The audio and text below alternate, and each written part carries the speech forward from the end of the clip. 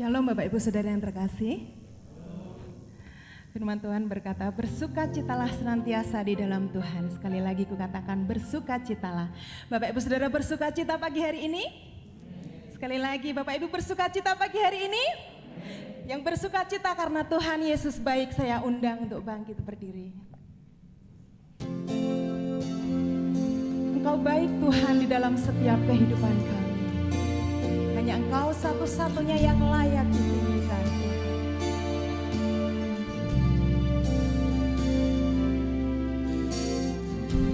Yesus, Kau sungguh baik. Yesus, nama-Mu indah. Yesus, ku cinta Kau selalu, ku tinggikan, ku agungkan selamanya. Yesus, Kau sungguh baik. Yesus, nama-Mu indah. Yesus,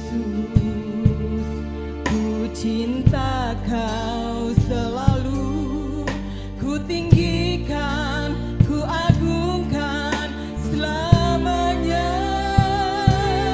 Ku mau memuji-Mu, ku selalu puji-Mu. Ku mau menyembah-Mu, ku selalu sembah-Mu. Kau yang layak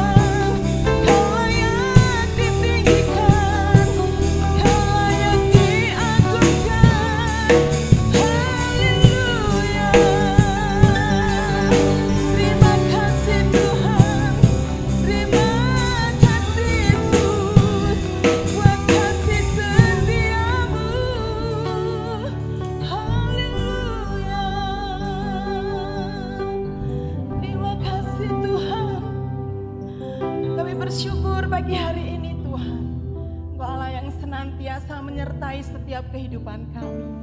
Terima kasih Tuhan Yesus, Engkau Allah yang baik, Engkau Allah yang tidak pernah meninggalkan kami sedetik pun Tuhan. Pagi hari ini Tuhan, layakkan setiap kami untuk kami boleh memuji dan menyembah Engkau. Kami percaya Tuhan, Roh Kudus-Mu hadir di tengah-tengah kami Tuhan. Terima kasih Tuhan Yesus, terima kasih. Terpujilah Engkau kekal hari ini sampai selama-lamanya. Yang siap memuji dan menyembah Tuhan, bersama-sama katakan amin. Ada sukacita pagi hari ini Bapak Ibu? Berkat Tuhan tidak pernah terbatalkan di dalam hidup kita. Katakan amin. Amin. Tak berkesudahan Tuhan kasih setiamu dalam hidup kami.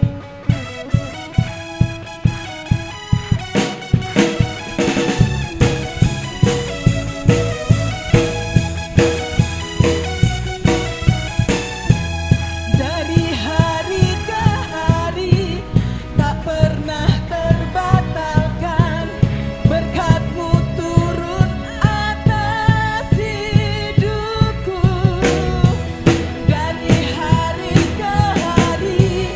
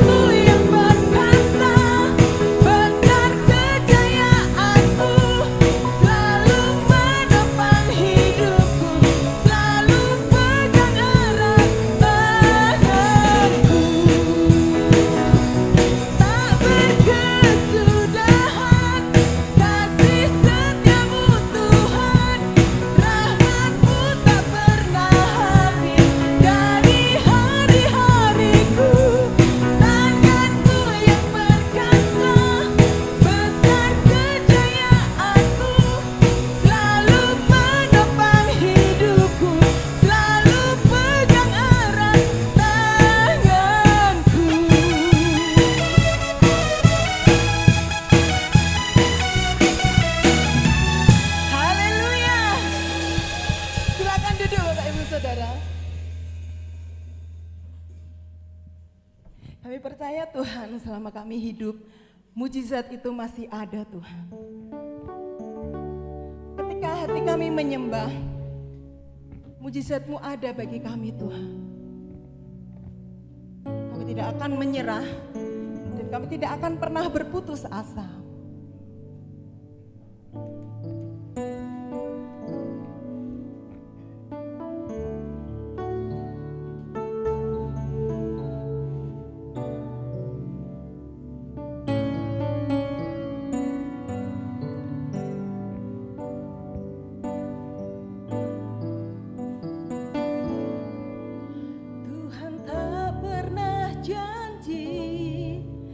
Langit selalu biru, tetapi Dia berjanji selalu menyertai.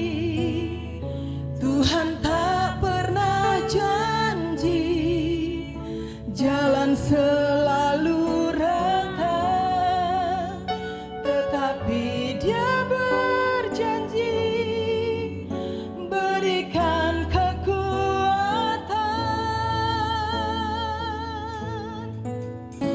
jangan pernah menyerah, jangan berputus asa. Mujizat Tuhan ada saat hati menyembah. Jangan pernah menyerah, jangan berputus asa. Mujizat Tuhan ada bagi yang setia dan percaya. Mari imani lagu ini Bapak Ibu Saudara, bahwa mujizat Tuhan masih ada dalam hidup kita. Tuhan tak pernah janji langit selalu biru, tetapi Dia berjanji selalu menyertai. Tuhan tak pernah janji jalan selalu rata, tetapi Dia berjanji berikan kekuatan. Jangan pernah menyerah, jangan berputus asa. Mujizat Tuhan ada saat hati menyembah. Jangan pernah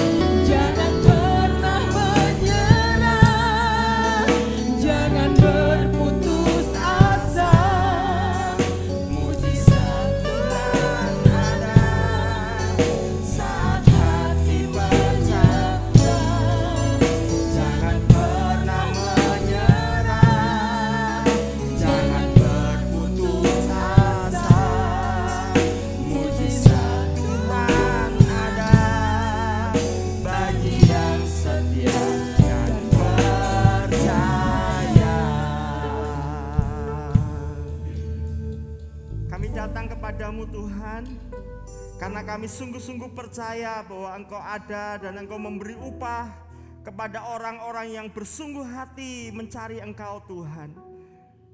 Kami bersyukur buat setiap kasih karunia dan kemurahan Tuhan yang Kau limpahkan atas setiap kami dari hari ke hari, hingga kami boleh ada sebagaimana kami ada sampai hari ini Tuhan.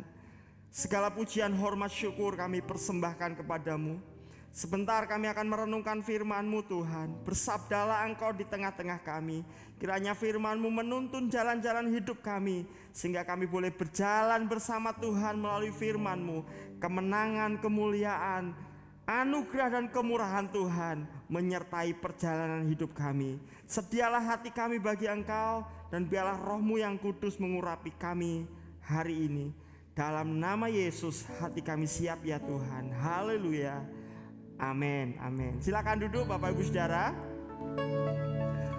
Terima kasih buat tim pemuji penyembah yang sudah melayani kita pagi hari ini, dan seluruh tim ibadah raya yang sudah melayani kita pagi hari ini. Shalom Bapak Ibu. Shalom. Boleh kasih jempolnya ke samping kanan, kiri, belakang. Tuhan Yesus memberkati. Hari ini kemurahan Tuhan limpah atas kita. Amin. Baik, tema firman Tuhan hari ini adalah kualitas pribadi sukses. Saya percaya semua kita ingin sukses. Semua kita ingin berhasil. Tidak hanya pekerjaan, bisnis kita, tetapi juga rumah tangga kita, juga hubungan-hubungan kita, pelayanan kita. Nah, Tuhan ingin hidup kita berhasil, dan itu yang Allah inginkan. Kenapa? Karena Allah kita besar. Nah, Allah yang mulia itu juga membagikan kemuliaannya kepada kita. Jadi kalau setiap kita ingin berhasil, Tuhan lebih ingin kita berhasil. Tapi Bapak Ibu, kita perlu menyadari bahwa kesuksesan itu bukanlah mimpi indah yang tiba-tiba menjadi kenyataan. Kesuksesan bukan sekedar keberuntungan yang serba kebetulan. Kita harus menyadari bahwa keberhasilan itu lahir dari sebuah perencanaan yang matang dan tindakan-tindakan yang konsisten. Nah, hari ini saya ingin membagikan kepada kita tentang pondasi kesuksesan. Pondasi kesuksesan adalah kualitas karakter kita atau kualitas mentalitas kita. Ada orang bijak berkata, karisma, kecakapan, potensi itu dapat membawa kita mencapai puncak kesuksesan. Tetapi hanya karakterlah yang dapat mempertahankan orang tersebut untuk tetap berada dalam puncak kesuksesan. Itu sebabnya kadang-kadang Tuhan belum mengizinkan kita berhasil ketika Tuhan belum melihat karakter kita sudah berkualitas. Itu sebabnya tema firman Tuhan pagi hari ini adalah kualitas pribadi sukses. Bagaimana kita punya kualitas pribadi yang baik sehingga hidup kita siap menerima berkat dan kemuliaan Tuhan. Nah, kita akan merenungkan dari Matius pasal yang ke-5 ayat 38 sampai ayat 42. Dari beberapa ayat ini adalah ajaran Yesus di bukit, ngajarin kita bagaimana kita punya pribadi yang berkualitas sehingga kita siap menerima berkat dan kemuliaan dari Tuhan. Yang pertama adalah tidak membalas kejahatan dengan kejahatan.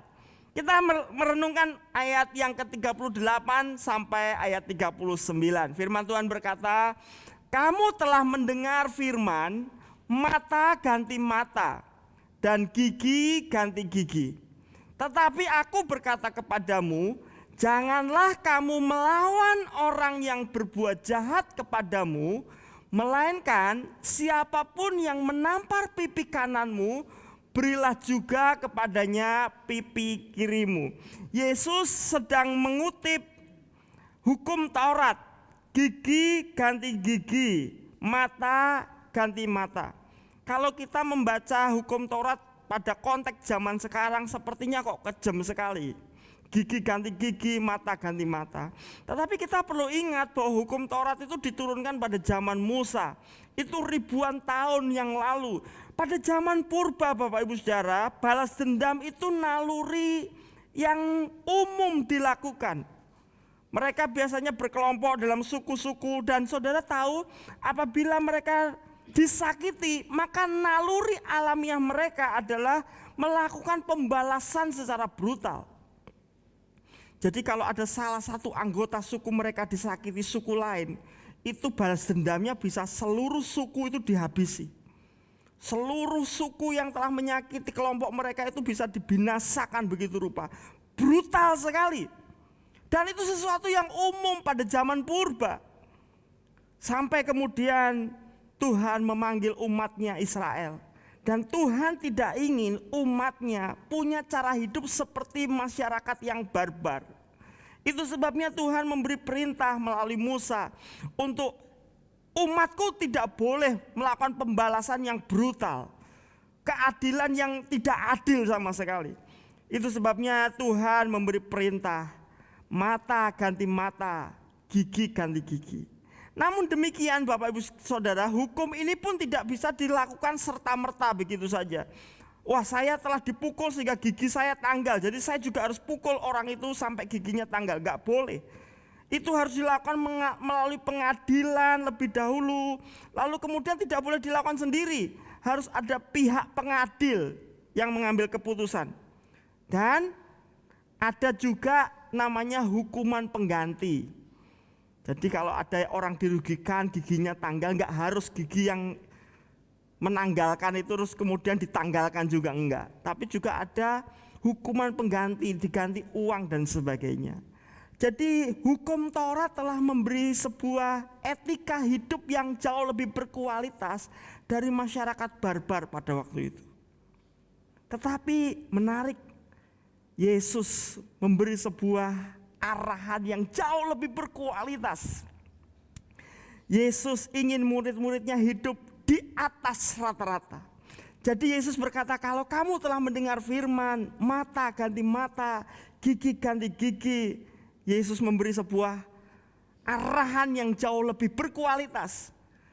Janganlah kamu melawan orang yang berbuat jahat kepadamu. Jelas saudara, orang yang berbuat jahat itu berarti ada orang-orang yang memang punya etikat baik, punya etikat jahat dan kemudian ingin merugikan hidup kita. Tapi Yesus berkata, kalau kamu ingin menjadi orang-orang yang mulia, orang-orang yang berhasil di hadapan Tuhan, kualitas hidupmu baik, jangan pernah membalas yang jahat dengan yang jahat. Lalu Yesus menggunakan istilah, siapapun yang menampar pipi kananmu, berilah juga kepadanya pipi kirimu. Saudara, ditampar pipi kanan. Kalau seseorang ditampar pipi kanannya, itu berarti pakai apa, saudara? Bukan pakai tangan kiri, tetapi pakai tangan kanan dengan punggungnya. Begini. Bukan kalau begini kan berarti kena pipi kiri. Ditampar pakai pipi kanan itu berarti pakai begini. Nah, orang Yahudi menganggap bahwa dipukul dengan punggung telapak tangan itu berarti penghinaan 2 kali lipat. Tetapi Yesus berkata, kalau kamu dihina 2 kali lipat, berikan pipi kirimu. Bapak Ibu Saudara, itu lazim terjadi pada zaman Yesus. Tetapi sebenarnya yang Yesus bicarakan itu bukan cuma sekedar secara fisik dihina. Walaupun itu bisa saja terjadi. Tetapi yang Yesus mau beritahu kepada kita para muridnya adalah, mari punya ruang di hati kita untuk siap dihina. Bahkan kalau itu penghinaannya 2 kali lipat. Kalau kita salah dihina itu menjengkelkan, tapi masih wajar. Tapi kalau kita benar, kita nggak salah, terus kemudian kita dihina di depan umum, dilecehkan, kita punya naluri untuk membalas. Tetapi Yesus berkata, beri ruang di hati kita untuk siap dihina. Jangan pernah membalas, buka hatimu untuk siap dihina. Dan Yesus nggak cuma ngomong loh Bapak Ibu Saudara, Yesus mempraktekannya. Berkali-kali Yesus dihina sebagai seorang pemabuk. Seorang yang rakus, pelahap kata orang-orang. Ketika Yesus makan-makan dengan pemungut cukai. Yesus dicap sebagai seorang pemabuk karena dia melakukan pesta bersama dengan orang-orang jahat pada waktu dianggap jahat waktu itu. Yesus dianggap sahabat pemungut cukai, orang berdosa. Yesus dianggap sahabat pelacur. Yesus dihinakan karakternya, jati dirinya. Tetapi Yesus tidak pernah berespon untuk membalas kejahatan dengan kejahatan. Bahkan ketika Yesus dihinakan di kayu salib, Yesus berkata, "Bapa, ampuni mereka sebab mereka tidak tahu apa yang mereka perbuat." Bapak Ibu Saudara, hati yang siap dihina berarti kita sedang mempersiapkan hati kita untuk tetap bersih dari pencemaran, kemarahan, kebencian, kepahitan. Dan itu berarti hati kita menjadi hati yang siap untuk menampung berkat Tuhan. Amin. Raja Salomo menuliskan dalam kitab Amsal bahwa jagalah hatimu dengan segala kewaspadaan, karena dari situlah terpancar kehidupan. Nah, hati yang bersih akan memancarkan kehidupan. Hati yang bersih itu seperti mangkok yang bersih yang siap untuk menerima berkat Tuhan. Banyak orang kemudian kehilangan kesuksesannya atau tidak mencapai potensi maksimalnya, tidak mencapai kesuksesannya karena apa? Hatinya kotor. Bapak Ibu Saudara, dendam itu membuat kita tidak fokus kepada masa depan. Kita hanya fokus kepada masa lalu. Orang menyakitiku, orang menghinaku. Kalau kita naik kendaraan, ada seorang pensurvei berkata, orang kalau lihat spion terus-menerus selama 10 detik, apalagi di jalan tol. 10 detik terus-menerus lihat spion, sudah pasti dia kecelakaan. Kenapa? Karena fokus lihat spion. Spion itu ada supaya kita kadang-kadang boleh mengevaluasi ke belakang, melihat ke belakang. Tapi jelas kaca depan jauh lebih besar daripada kaca spion, supaya kita bisa fokus ke depan. Nah, anak-anak Tuhan harus seperti ini. Tuhan ingin kita fokus ke depan. Tapi kalau kita sibuk ngurusi masa lalu kita, gara-gara orang tuaku dulu begini, gara-gara temanku menghina ini, gara-gara pemimpin rohaniku menyepelekan aku, terus menerus kita sibuk dengan orang-orang yang menyakiti kita, itu membuat kita nggak bisa fokus ke masa depan kita. Nah, Tuhan Yesus berkata, kalau engkau ingin menjadi pribadi yang sukses, orang-orang yang siap menampung berkat Tuhan, mulai dari jagalah hatimu dalam segala kewaspadaan, siap-siap. Entah kamu salah atau benar, hati-hati jangan sampai hati kita dicemari oleh apa? Kemarahan, kepahitan, kejengkelan. Kenapa? Karena penghinaan orang lain. Yesus memberi terobosan baru. Ini bukan masalah adil nggak adil. Kalau kamu sibuk menuntut keadilan, kamu malah nggak bisa maju, nggak bisa move on, nggak bisa bergerak terus menangkap berkat Tuhan. Ingat bahwa Tuhanmu adil. Hidup gak selamanya adil, tetapi kita mesti ingat bahwa Tuhan kita adil. Nah, ketika kita membalas, sebenarnya kita tidak menyerahkan keadilan itu kepada Tuhan. Kita mau jadi hakim atas diri kita sendiri. Dan bukankah Tuhan itu hakim yang adil? Kalau kita mau jadi hakim atas diri kita sendiri, berarti kita mau jadi Tuhan. Itu sebabnya hal yang paling signifikan yang Yesus ajarkan kepada kita, jaga hati kita. Nah, untuk menjaga hati kita tetap bersih, Yesus ngajari gini, beri ruang untuk siap dihina. Kalau kita nggak siap dihina, omongan sederhana itu bisa melukai kita. Tapi kalau kita siap dihina, Bapak Ibu Saudara, kita nggak bisa ngatur omongan orang kepada kita. Bisa saja suami kita lagi ada masalah di pekerjaan, tiba-tiba pulang ke rumah karena jengkel tadi dimarahi bos, tiba-tiba ngomongnya sarkas, ngomongnya jadi tajam di rumah. Gak ada angin, gak ada hujan, tiba-tiba petir menyambar. Kalau istri-istri, anak-anak gak siap punya hati yang terluka, hati yang siap dihina, ujungnya bisa perang dalam keluarga. Istri-istri kita mungkin sedang ada masalah di luar, tiba-tiba kita pulang kantor, pulang kerjaan, gak ada angin, gak ada hujan, kita disemprot. Bukan pakai air, ya kadang air liurnya keluar sedikit. tiba-tiba keluar kata-kata yang tajam. Dan itu membuat pertengkaran di rumah. Tapi kalau kita belajar seperti Yesus, hati kita siap dihina. Kita tidak mengizinkan kemarahan, kepahitan, sampah-sampah hinaan orang mencemari tanah hati kita. Percayalah, hati kita menjadi tempat yang siap untuk menerima kemuliaan Tuhan. Amin. Roma pasal 12 ayat 19 dan seterusnya berkata demikian. Saudara-saudaraku yang kekasih, janganlah kamu sendiri menuntut pembalasan, tetapi berilah tempat kepada murka Allah, sebab ada tertulis, pembalasan itu adalah hakku, hak Tuhan. Akulah yang akan menuntut pembalasan, firman Tuhan. Tetapi jika seterumu lapar, berilah dia makan.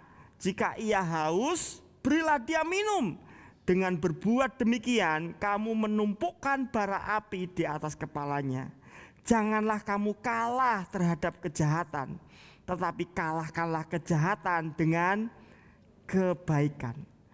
Wow, Alkitab mengajarkan kepada kita nggak usah membalas, bahkan balaslah kejahatan dengan kebaikan.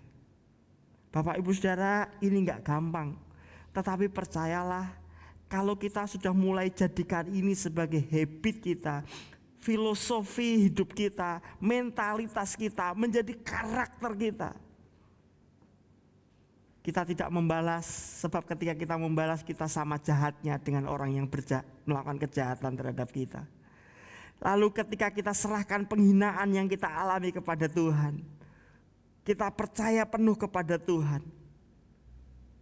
Tuhan adalah hakim yang adil. Tuhan berkata jangan balas, ampuni. Kalau perlu, bukan cuma kalau perlu, kamu harus tetap mengasihinya. Kalau ada orang lempar batu kepada kita, jangan marah, pakai batu itu untuk membangun jembatan supaya kita bisa datang dan memeluk mereka. Bapak Ibu Saudara, ini gak mudah, tetapi percayalah ini adalah pondasi kesuksesan kita. Ada banyak orang yang sudah berhasil jatuh gara-gara hidupnya dikuasai dengan kemarahan, tidak terkontrol, sampai kemudian merencanakan pembunuhan, merencanakan kejahatan, dan kesuksesan yang mereka bangun selama itu tiba-tiba runtuh begitu saja. Belum lagi orang yang jangankan sukses, mencapai aja belum, masih mengupayakan, tetapi karena sibuk dengan kemarahan, sibuk mengcounter penghinaan, sibuk punya mentalitas korban, akhirnya gak bikin apa-apa. Kalau toh melakukannya dengan spirit yang buruk, hanya ingin menunjukkan bahwa dirinya hebat. Dan satu waktu orang-orang ini mungkin bisa saja ada di atas kelihatannya, tapi hidupnya gak pernah bahagia. Itu sebabnya hari ini apa yang Yesus ajarkan kepada kita? Jaga hati kita. Kasih ruang yang luas buat siap dihina. Miliki hati yang luas, seluas samudra, sehingga ketika sampah-sampah masuk ke samudra tidak pernah mempengaruhi laut itu dengan signifikan. Beri hati yang luas. Lalu berikutnya Matius pasal 5 ayat yang ke-40 mengajarkan kepada kita untuk mari melakukan lebih dari yang diharapkan. Ayat selanjutnya dari firman Tuhan, dari perintah Yesus, ayat 40 dan 41. Dan kepada orang yang hendak mengadukan engkau karena mengingini bajumu, serahkanlah juga jubahmu. Dan siapapun yang memaksa engkau berjalan sejauh 1 mil, berjalanlah bersama dia sejauh 2 mil. Ini yang Yesus mau. Yesus ingin kita melakukan lebih dari yang diharapkan. Kalau kita dipaksa berjalan sejauh 1 mil, kira-kira 1,5 kilo, maka berjalanlah sejauh 2 mil, kira-kira 3 kilo. Bapak Ibu Saudara, kata memaksa itu sebenarnya pada zaman itu ada tradisi atau ada hukum bahwa para penguasa itu berhak memerintah penduduk jajahan untuk membantu mereka sejauh 1 mil. Jadi kalau ada, itu waktu itu kan Israel sedang di bawah pemerintahan Romawi. Kalau ada tentara Romawi bawa barang terus malas bawa sendiri, dia bisa memerintahkan penduduk lokal, rakyat jajahan untuk membantu. Tapi ada aturannya. Aturannya maksimal 1 mil. Jadi ada undang-undangnya. Bantu ngangkat 1,5 kilo. Bapak Ibu pernah ingat kisah ketika Yesus sudah gak kuat ngangkat salibnya sendiri karena semalam-malaman dicambuk 40 - 1, 39 cambukan. Sehingga Yesus gak kuat ngangkat salib. Lalu kemudian ada Simon orang Kirene. Prajurit memerintahkan Simon orang Kirene itu untuk mengangkat. Itu diperbolehkan berdasarkan undang-undang sejauh 1 mil. Jelas ini nggak mudah karena itu nggak cuma sekedar masalah tenaga. Kalau ada orang minta tolong dengan sukarela mungkin kita nggak keberatan. Tetapi kalau kita dipaksa, orang yang menjajah kita, orang yang sudah berperilaku nggak adil kepada kita, tiba-tiba memerintahkan kita untuk membantunya berjalan 1 mil, itu jelas sulit untuk diterima. Kalau toh orang-orang Israel melakukannya, itu melakukannya dengan kejengkelan, kemarahan, dan tidak dengan sukacita. Tapi Yesus mengajarkan, hei para murid, kalau engkau ingin menjadi orang-orang yang sukses, miliki karakter yang melakukan lebih dari yang diharapkan. Tuhan Yesus ingin kita melakukan 2 kali lipat dengan penuh sukacita. Melakukan bagian kita dengan sebaik mungkin, bahkan lebih dari yang diharapkan. Jadi Yesus mengajarkan kepada kita apa? Jangan fokus kepada hak-hak kita, tetapi fokuslah kepada tanggung jawab kita. Karena orang yang fokus pada hak-hak saja membuat kita berhenti berkarya. Kalau kita sudah mulai iri dengan teman kerja kita mulai jengkel sama atasan kita mulai gak nyaman dengan suami atau istri kita menjadi orang yang berhenti berkarya. Sudah masak tenanan, suaminya pulang, makan Pak? Enggak, tadi udah ditraktir temen. Wah, jengkelnya sampai umbun-umbun. Oh, titenono tak masak we. Untuk bisa masak itu merenungkan siang dan malam. Temanya apa ini? Dan itu nggak mudah. Apalagi istrinya juga orang kantoran, orang kerja mungkin. Udah capek di luaran, pulang mengusahakan yang terbaik. Tapi tiba-tiba suaminya dengan enteng berkata, enggak, tadi sudah ditraktir temen. Yang lebih parah, masakanmu enak. Itu umum itu. Dan besok-besok lagi rasanya itu masak sudah dengan beban yang begitu banyak. Spatulanya itu rasanya berat banget. Bapak Ibu Saudara, kalau kita fokus kepada hak untuk dihargai, hak untuk diakui, kita menjadi orang-orang yang kemudian bisa tidak maksimal dalam berkarya. Tapi yang Yesus ajarkan adalah mari berkarya lebih dari yang diharapkan. Ingatlah bahwa bekerja itu untuk memuliakan Tuhan. Ingatlah bahwa bekerja itu untuk mengembangkan potensi kita demi kemuliaan Tuhan. Bapak Ibu Saudara, ini gak gampang. Tetapi kalau kita punya kualitas hidup yang seperti ini, apapun yang dipercayakan kepada saya gak pusing soal apa yang saya dapatkan nanti, hak-hak apa yang saya terima. Tapi kita fokus bagaimana saya bisa menggunakan setiap kesempatan ini untuk mengembangkan kapasitas saya, mengembangkan potensi saya. Saya mengerjakan sebaik-baiknya, bahkan lebih dari yang diharapkan, karena saya ingin memuliakan Tuhan saya. Saya mau jadi suami yang terbaik, menjadi istri yang terbaik, menjadi karyawan yang terbaik, menjadi bos yang terbaik. Kalau kita mengupayakan melakukan yang terbaik, sudah biasa demikian. Sadarkah kita Bapak Ibu Saudara, maka semua yang kita hasilkan itu pasti berkualitas. Dan kalau apa yang kita hasilkan itu berkualitas, otomatis berkat-berkat Tuhan akan mengikutinya. Otomatis janji-janji Tuhan akan tergenapkan kepada kita. Bapak Ibu Saudara, mari belajar untuk punya hati yang gak sibuk dengan aku dapat apa, tapi sibuk dengan aku bisa beri kontribusi apa. Rasanya mudah untuk memberi yang lebih dari yang diharapkan ketika kita diakui, kita diterima, kita dihargai. Wah, terima kasih ya Mbah Kakung, Mbah Putri, wis ngomong anakku, tak tinggal kerja. Wah, rasanya mbah itu begitu semangat. Tapi kadang-kadang wis putune angel dicekel, wong tuane jengkelke meneh. Double dare, ngerti ngono mati ae aku. Kadang-kadang kan begitu. Dulu punya anak wis tak gedhekke wae seneng malah kon gedhekke putune. Tapi kadang-kadang orang tua pengennya kan ya paling ndak ucapan terima kasih atau dihargai, malah omahe ora bayaran wis nang kene mangan melu aku, tapi diburuhke sisan. Nah itu juga mesti hati-hati loh, Saudara.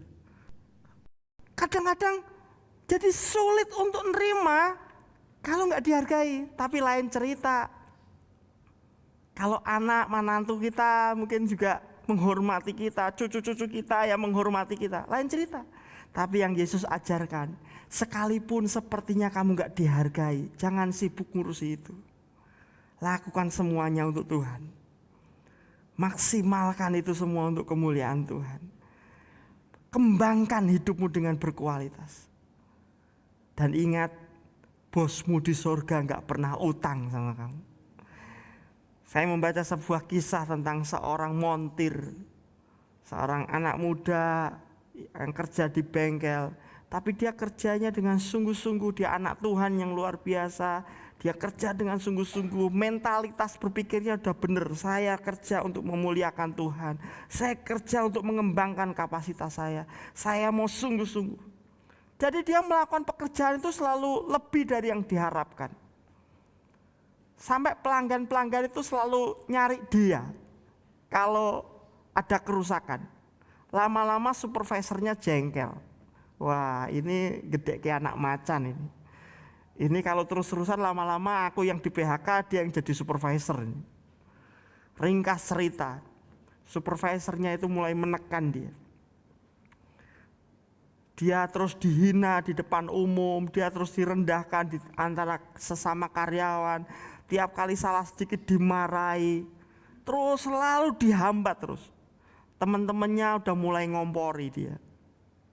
Wah, nak koyo ngono metu ae. Bos supervisornya gak enak menjengkelkan. Kamu kan punya potensi, udah kerja di bengkel lain aja. Teman-temannya ngujuk-ngujui, tapi dia berkata enggak. Aku anak Tuhan. Aku udah doa sama Tuhan dan Tuhan tempatkan aku di sini. Aku bekerja untuk memuliakan Tuhan. Dan itu nggak gampang, Bapak. 7 tahun kira-kira dia ditindas dalam tanda kutip oleh supervisornya. Tapi tanpa disadari oleh montir ini, ternyata ownernya, bosnya itu di lantai 2 ada kaca begitu. Tiap hari sebenarnya ngamati.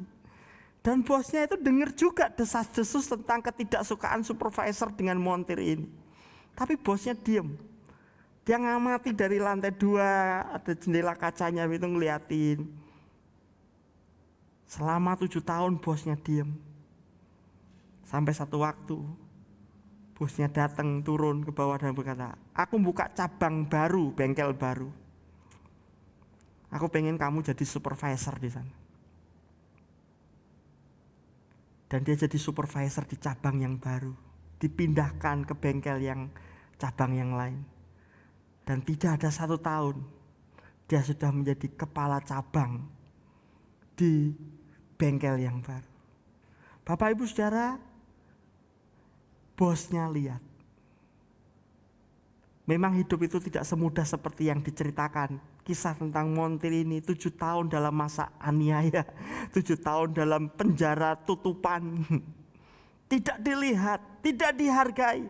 Tetapi bosnya melihat. Sadarkah kita bahwa bos kita di surga melihat jauh lebih tajam pelihatannya dibanding siapapun. Mungkin suami kita nggak melihat kerja keras kita.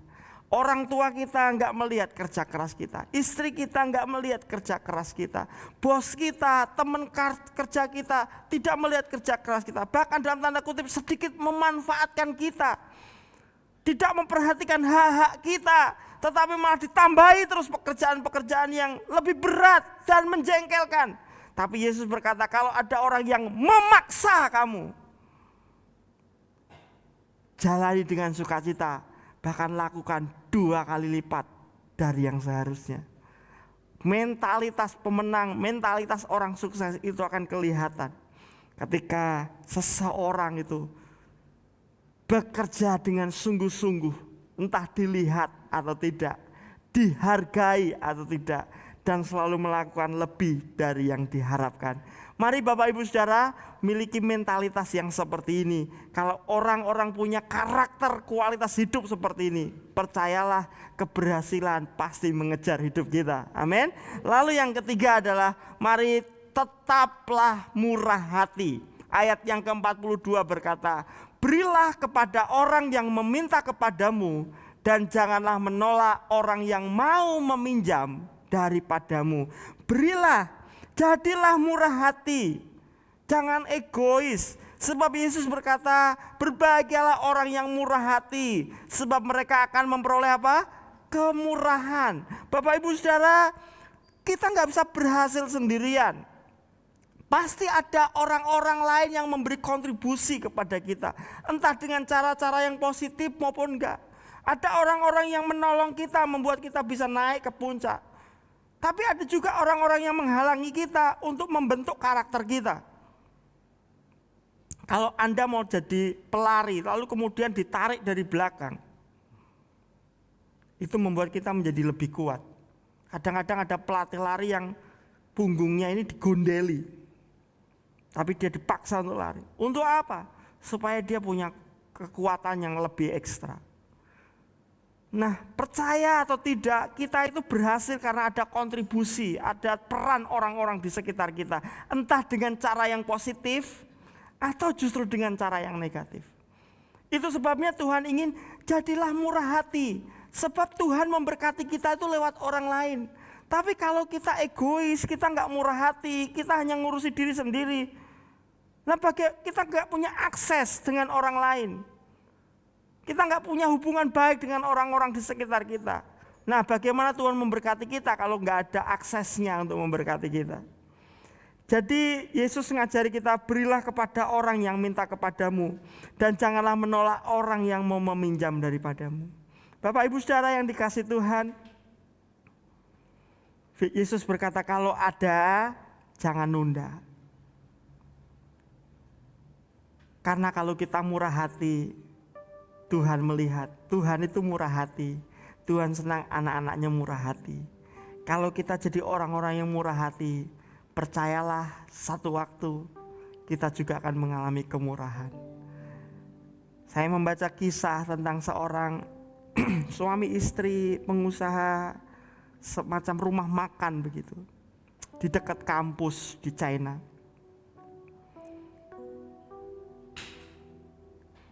Di antara semua pelanggannya ada satu mahasiswa yang jam-jam 10-an itu mesti datang.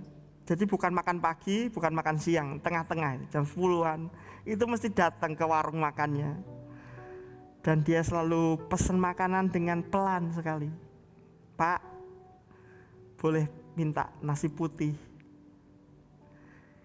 kasih kuahnya saja boleh enggak? Dikasih kuahnya. Lalu mahasiswa ini makan jam-jam 10.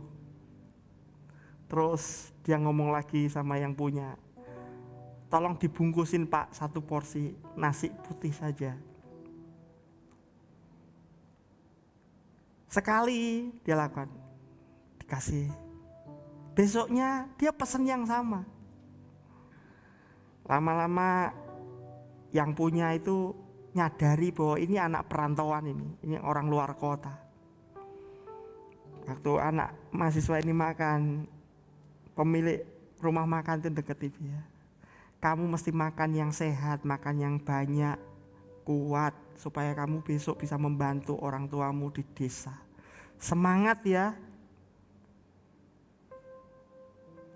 Lalu ketika dia minta bungkusan satu porsi nasi putih, apa yang dilakukan pemilik rumah makan ini? Setiap kali dia bungkus nasi, di dalamnya itu selalu dikasih lauk, sudah. Kadang dikasih telur, kadang dikasih daging, kadang dikasih ikan, tapi dibungkus pakai nasinya taruh di atasnya gitu. Dikasih, pokoknya kamu mesti datang jadi pelangganku yang setia, nggak boleh pergi kemana-mana, kamu mesti makan di sini. Dan tiap kali dia pesen nasi kuah dan pulang membawa bungkusan, pasti pulangnya ada lauknya. Istrinya kaget, kok mau kasih lauk? Iya, ini anak perantauan, kayaknya duitnya kurang, kasihan, biar dia bisa sekolah dengan baik. Makan nasi doang kapan sehatnya, gizinya nanti kurang. Nah, tapi kok lauknya mau bungkus di nasi, kok nggak mau taruh di atas? Bapak itu dengan bijak ngomong begini, supaya dia nggak malu. Nanti kalau kita kasih di atasnya, dia merasa nggak enak. Wah, bijak sekali ya. Dan bapak itu selalu ngomong kepada mahasiswa ini, pokoknya kalau kamu makan mesti kesini, kamu pelanggan yang setia. Kurang lebih 4 tahun itu dilakukan. Dan mahasiswa itu selalu berkata terima kasih, dia tahu bahwa yang punya rumah makan itu baik sama dia. Lulus kuliah tidak ada cerita, tapi kira-kira 10 tahun berikutnya bapak yang punya rumah makan ini terkena masalah. Tanah di mana dia berusaha itu digusur. Anaknya yang kecil sudah mulai sekolah level SMA, sudah mulai mau kuliah. Usahanya mesti tutup karena tanah itu digusur. Mereka kebingungan, tidak ada biaya. Masih memikirkan nanti anakku mau kuliah, butuh biaya ekstra. Tapi di tengah-tengah kegalauan itu, tiba-tiba datang satu orang berkata, Pak, besok bisa ketemu enggak di pabrik ini? Ada lowongan kerjaan. Ketemulah dengan seseorang.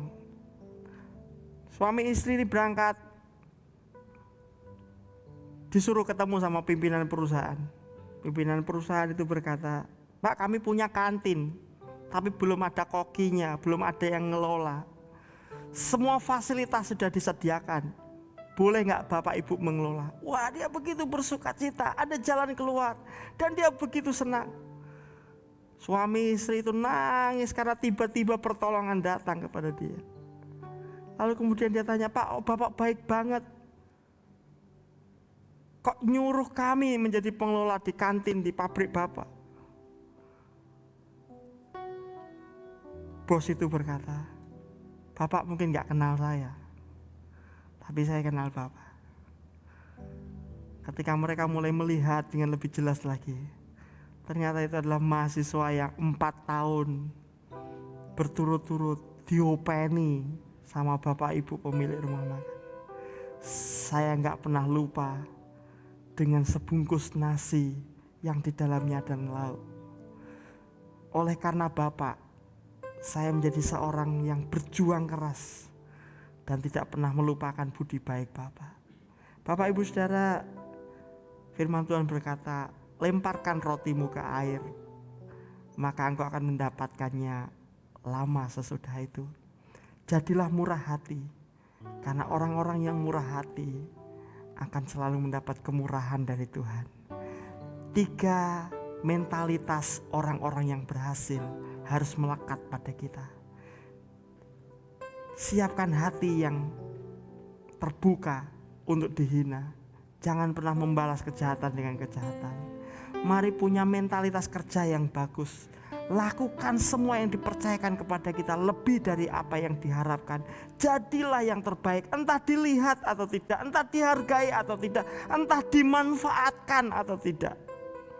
Karena kita punya bos yang tidak pernah utang sama kita. Dan jadilah murah hati, karena orang-orang yang murah hati punya banyak akses untuk diberkati oleh Tuhan. Sama-sama datang kepada Tuhan, mari kita bangkit berdiri. Terima kasih Tuhan.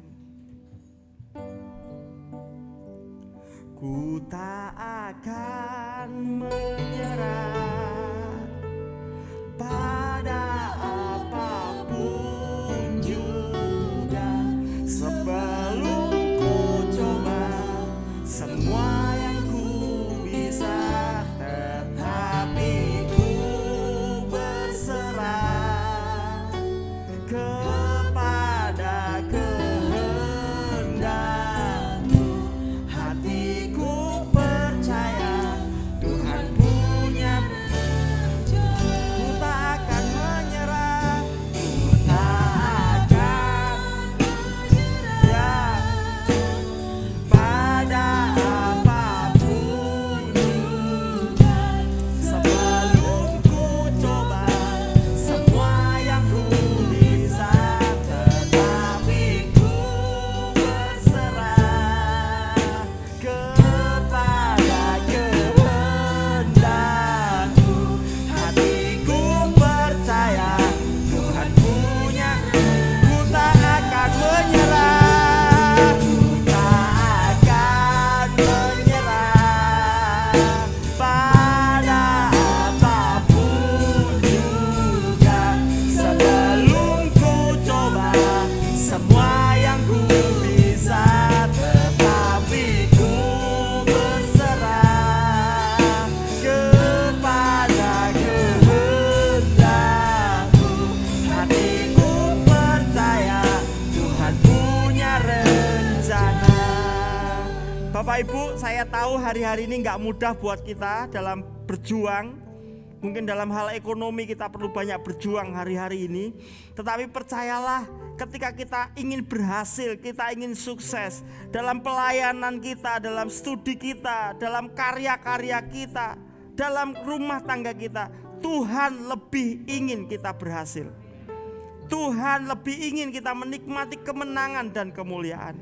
Hanya kesuksesan bukan hanya mimpi yang tiba-tiba terwujud. Kita perlu merencanakannya, kita perlu mengupayakannya dengan konsisten. Yesus mengajarkan kepada kita, bangun pondasimu, bangun karaktermu, miliki kualitas rohani yang baik, karakter yang baik. Dan percayalah, ketika semuanya siap, Tuhan tidak segan untuk melepaskan berkat yang terbaik buat saudara dan saya. Mari sama-sama datang kepada Tuhan. Kami bersyukur buat firman-Mu pagi hari ini Tuhan. Biar hati kami siap, hati kami bebas dari pencemaran, kemarahan, kejengkelan, kepahitan. Biar hati kami terbuka untuk luka-luka, sehingga kami siap menampung berkat Tuhan. Kami mau menjaga hati kami dengan segala kewaspadaan. Tuhan, ajari kami untuk bersungguh-sungguh dalam setiap apapun yang Tuhan percayakan kepada kami. Tugas besar maupun tugas kecil, tugas mulia atau sepertinya tugas biasa-biasa saja, kami mau kerjakan dengan penuh tanggung jawab, bahkan lebih dari yang diharapkan. Dengan sukacita, tanpa bersungut-sungut, tanpa membanding-bandingkan dengan orang lain. Kami mau mengerjakan dengan maksimal karena kami ingin memuliakan Tuhan. Dan biarlah kami menjadi orang-orang yang murah hati, orang-orang yang senang menolong, orang-orang yang senang memperhatikan kesusahan orang lain. Kami mau menjadi pribadi-pribadi seperti Allah sendiri, murah hati karena Engkau adalah Allah yang murah hati. Dan kami percaya Tuhan, bila mana kami hidup selaras menurut firman-Mu, berkat Tuhan akan turun mengejar hidup kami. Kami menjadi orang-orang yang luar biasa. Kami akan menjadi orang-orang yang bahagia karena kami tahu terlebih berkat memberi daripada menerima. Terima kasih Tuhan. Goreskan firman-Mu dalam hati kami. Terus kuatkan dan teguhkan setiap kami Tuhan. Ajar kami terus konsisten hidup menurut firman-Mu. Kami mau melihat kemurahan, kemuliaan Tuhan nyata atas kami. Kami membawa persembahan, persepuluhan kami kepada Tuhan. Kiranya Tuhan yang menguduskan. Boleh kami gunakan untuk kemuliaan Tuhan.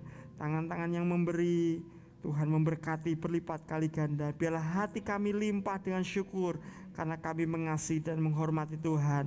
Dan bila mana kami kembali ke rumah kami masing-masing, kami pulang dengan sukacita sebab berkat Tuhan bersama dengan kami. Mari kita menerima berkat Tuhan. Tuhan memberkati engkau dan melindungi engkau. Tuhan menyinari engkau dengan wajahnya dan memberi engkau kasih karunia. Tuhan menghadapkan wajahnya kepadamu dan memberi engkau damai sejahtera. Kekasih-kekasih Tuhan, mari pulang dengan membawa anugerah dari Allah Bapa, kasih sayang dari Tuhan Yesus Kristus dalam persekutuan Roh Kudus menyertai kita hari ini sampai selama-lamanya. Di dalam nama Tuhan Yesus Kristus. Amin.